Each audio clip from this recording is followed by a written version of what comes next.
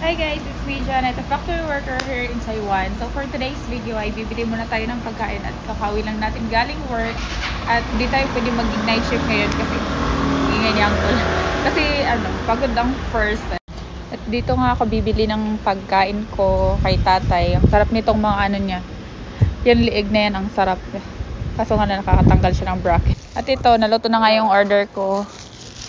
At dito ako kakain sa 7-Eleven.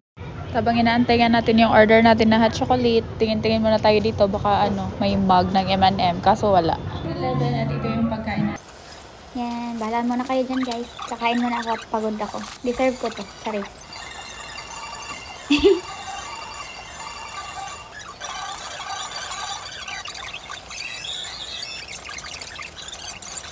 Kaya iniisip ko lang, ako lang ba yung pag may problema gusto mag-isa, gusto lang yung tahimik, kumakain, ganun. Ewan ko, kadramahan sa buhay.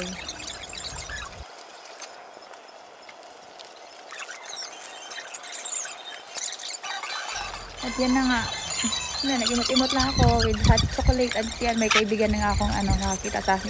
At habang nag-imot-imot ako dito, may biglang dumating. Hi to my vlog. Say hi. Hi to my vlog. Shy type. At yan ang po for today's video. Bye!